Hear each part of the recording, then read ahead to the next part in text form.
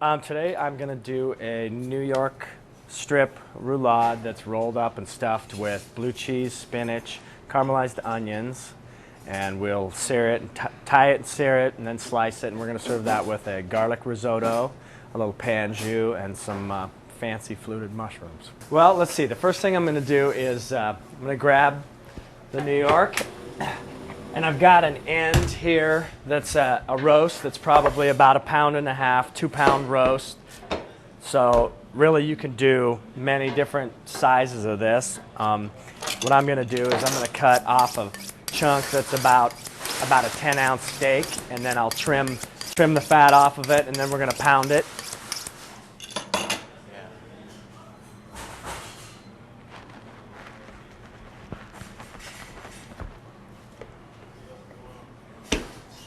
Someone use sirloin or tenderloin for this recipe? Sure.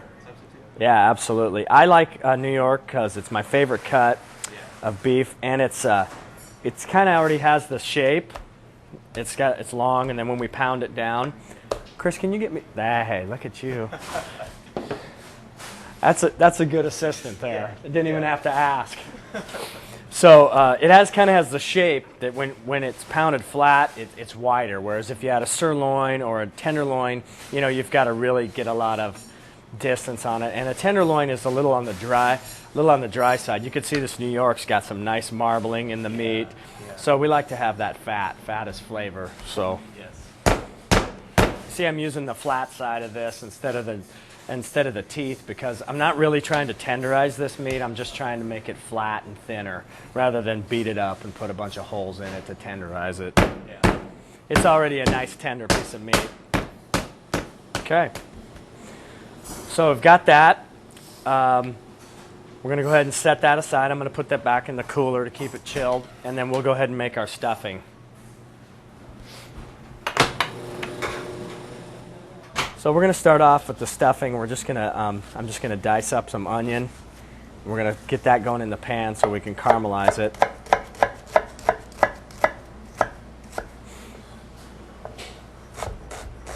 Is this a special that you're serving right now?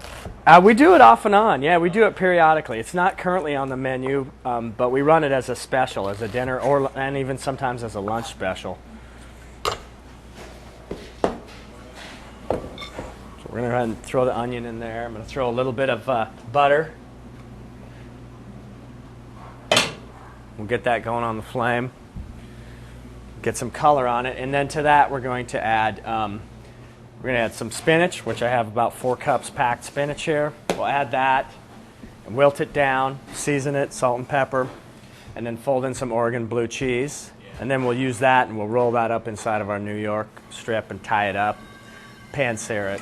So our onions are starting to get going here. You got to be careful when you're cooking with whole butter, margarine, or a blend that you don't brown it, and then you end up with your butter burnt or browned before the vegetables are. So I'm going to keep an eye on this and move it pretty quick. And as soon as we start getting a little bit of color on it, we'll probably lower the heat a little bit, and then we can throw our rest of our spinach and stuff in there. I'm going to take the other half of the onion that I have, and I'm going to dice this up as well for risotto. So I'll go ahead and get that started too. All right. So we're going to do almost the same thing with this pan. A little diced onion, a little bit of butter. We're going to start that again for our risotto, but I'm going to do this on a lower heat so that we don't get color on the onions. We're just going to kind of what we call sweat them, which is getting the juices out until they kind of get opaque. Slowly cooks them down. That's what we call sweating.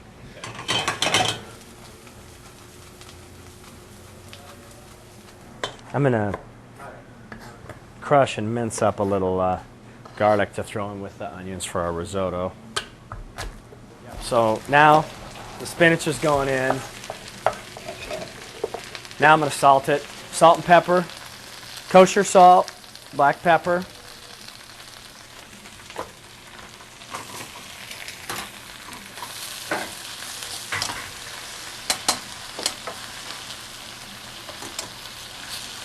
We're just going to cook that down. Very simple filling. Got our risotto onions going here. Whatever you, I always rule of thumb is whatever you think, how much spinach you want to cook for something, cook twice that much. Yeah. Because it starts off like this and it ends up with like that, you know. It's amazing how it shrinks, how much water's in there. So I'm going to throw this in the cooler, cool it down a little bit before we fill in the New York. We got a little vegetable stock that we're going to use with our risotto.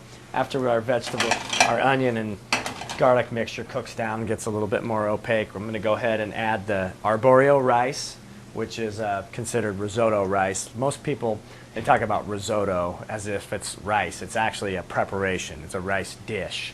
But the types of rice that they use, arborio superfino is one of the main ones that they use, most popular. You can see it's in pretty small grains, but it's very starchy, and the whole idea of the dish is as you stir it and stir it and stir it and slowly add your liquid, it releases the starch, and that gives it its creamy texture.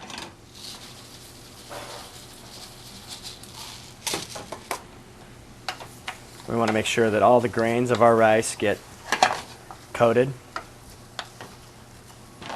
So I'm going to go ahead and add a little bit of dry white wine. This is a French Chardonnay that has very little oak on it. You can add one that has oak, but that's going to impart a lot of flavor to your risotto. That's going to make it a little heavier, and I don't like that. I don't like the oak on it. So I go with a nice dry white that doesn't have oak on it. Then as soon as that absorbs, we're going to start adding our vegetable stock, which could be chicken stock or it could be beef stock if you wanted, depending on the dish. I like to have it a little more neutral, so we're just going to use a little vegetable stock. So we're just adding veg stock about 4 ounces at a time for this. This portion I'm making here is probably about enough for, by the time it's done, it'll be enough for about 3 or 4 people. This is my one show-off item. Oh yeah? Yeah. I worked at several resorts. Mostly resorts is my experience coming up. Not a lot of independent restaurants. And Salishan, we used to do, we had a lot of kind of older classical cuisine that, this is a real old classic garnish all the way back to, if anybody reads Escoffier and some of those real old classic cookbooks, Escoffier is considered the greatest chef of all time. His stuff that he wrote is the standard. You know, when I went to culinary school 20 years ago, we were taught out of Escoffier. So when you see things like mushroom trimmings, this is mushroom trimmings. Most people have no idea what mushroom trimmings are. I didn't know what mushroom trimmings were until I learned how to flute mushrooms. So this is the mushroom trimmings. It's the stem, and then it's a garnish that's traditionally used for beef, although it can be used on buffet platters and such. And the idea is that you're shaping the mushroom, you're trimming it in a shape that makes it look like basically it looks like a macaroon or an egg white garnish. Okay, we'll take care of it. I'll take care of it. I see. Oh, so cool. Try that at home. So I'm going to trim this up.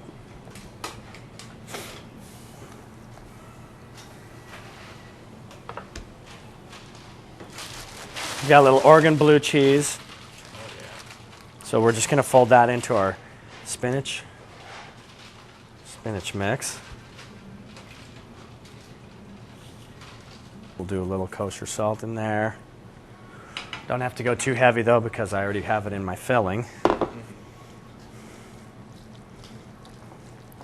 It's a little bit warm. If you can get your spinach mixture completely cold, then it's not easier to work with. Okay. So I could have done that ahead, but I didn't want to do the TV chef trick. We've got this other batch of spinach. You know, where I pull it out and ba-bing, already done. Who do they think they are? I always thought that was, kind of hokey.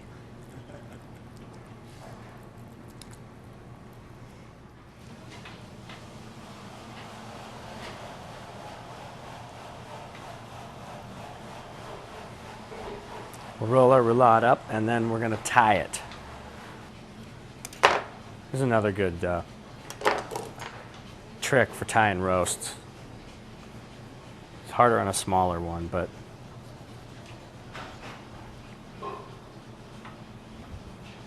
you just slide it around, tie double knot.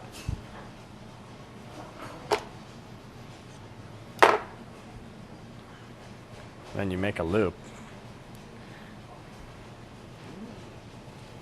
You go under.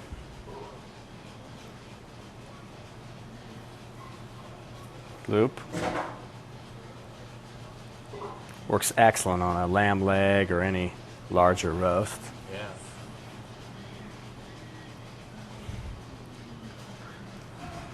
Then you can run the string the length underneath. Tie it off.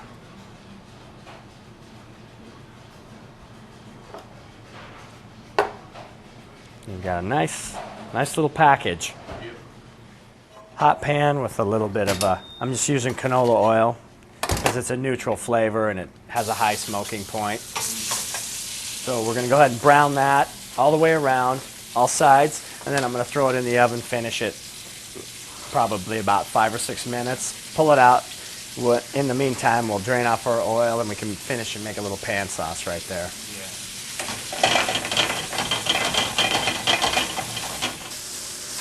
All right, we got a good sear. We're gonna go in the oven, 500-degree oven. Oh, I should have brought some wine. Some wine? You brought wine? I brought wine for Jerry. I didn't think about it. I'm sorry. Oh, I don't get wine. I don't want you to feel. I'm already starting to feel like getting the shaft here. Jerry gets wine. You can owe it to me. Our risotto is almost ready. So when we're ready to plate up, I'm going to add a little whole butter, a little Parmesan cheese to finish it off. This is our pan sauce that's reducing here. Took our pan drippings from our roulade and hit it with a little red wine, a little beef stock, reducing that down till it thickens. And that'll be our sauce for it. Pulled out the roulade. It's right here. It's just resting. Looks good.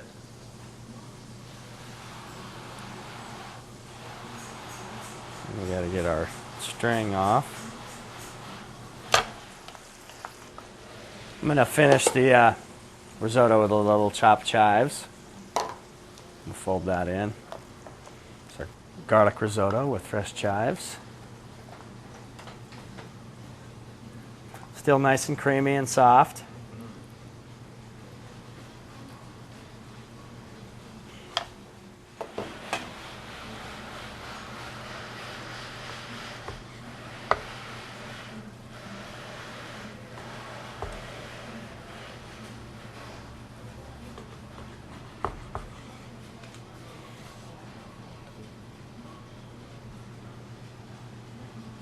Still nice and medium rare.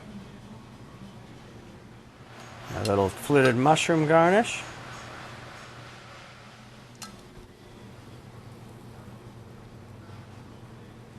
And our pan jus.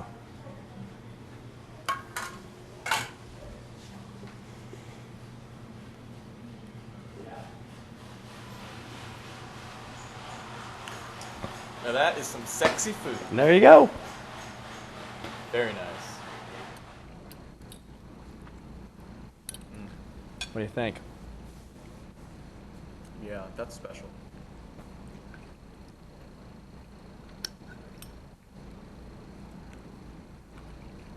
Looks pretty great. Isn't it? I think that's kind of a classic, you know. New York with blue cheese, either melted or a blue cheese butter. So many steakhouses in America do it, so this is just kind of another twist on it, you know. Variation. It's kind of like your creamed spinach and blue cheese all in one in the Yeah. stuffing. So Yeah, this is great. It's delicious. Thank you very much. Thanks Oh, for being on the show. my pleasure. Thank Yeah, you. had a lot of Appreciate fun. it. Me too. Bon Let's do it appetit, again. my friend.